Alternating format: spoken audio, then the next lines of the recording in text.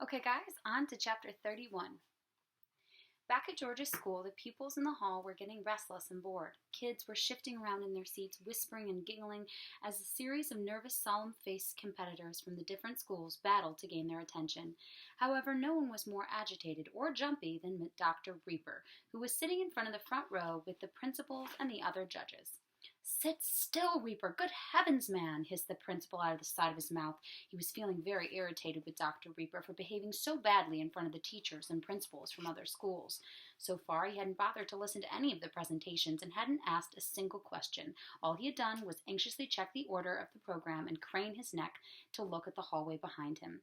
"I'll just go make sure George is up to speed with his speech," Reaper whispered. "You will not," said the principal.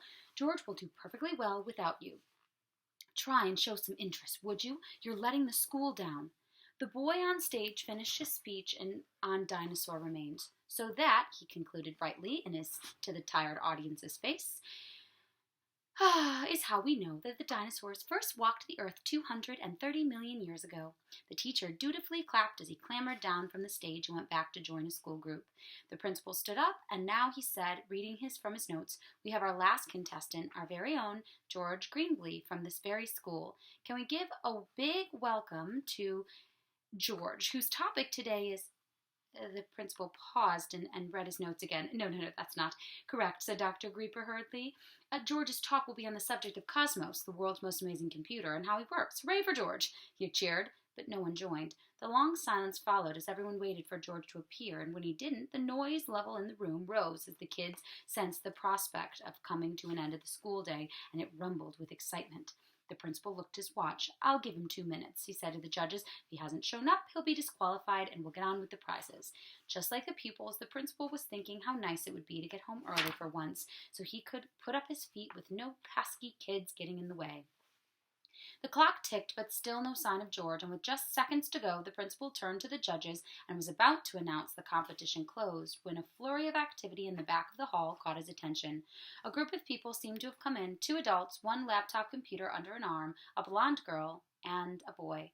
The boy ran straight up to the front of the hall and said, "Sir, am I still in time?" "Yes, George," said the principal. "Get yourself on stage. Good luck. We're relying on you." George climbed to the top onto the school stage and stood right in the very middle. "Hello, everyone," he said in a thin voice. The crowds in the hall ignored him and carried on pushing and pulling and pinching each other. "Hello," George said, and for a moment he felt sick with nerves and felt very foolish standing there. But then he remembered what Eric had said in the car. He pulled himself up straight, threw his arms out, and yelled, "Good afternoon, Elberdash School." The kids in the audience fell silent in surprise.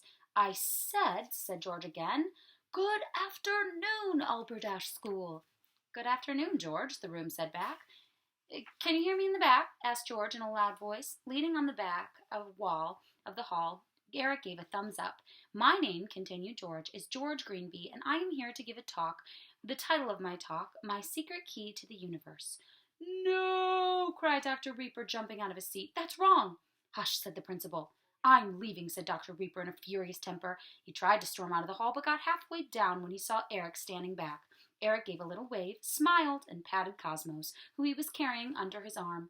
Reaper turned a shade of green and slunk back to a seat in the front, where he sat down quietly once more.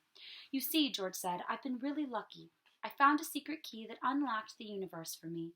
Because of this secret key, I've been able to find out all sorts of things about the universe around us. So I thought I'd share some of the stuff I learned with you, because it's all about where we come from, what made us, what our planet, our solar system, our galaxy, our universe is about in the future. Where are we going, and what do we need to survive centuries into the future? I wanted to tell you about it because science is really important. Without it, we don't get anything. We don't understand it. So how can we get anything right or make any good decisions? Some people think science is boring. Some people think it's dangerous, and if we don't get interested in science and learn about it or use it properly, then maybe it is those things. If you try and understand it, it's fascinating and matters to us, to the future of our planet." Everyone was listening to George now, and when he stopped talking, there was complete silence. He started again. "Billions of years ago, there were clouds of gas and dust wandering in outer space, and at first these clouds were very spread out and scattered, but over time, gravity helping, they started to shrink and becoming denser and denser." That's it.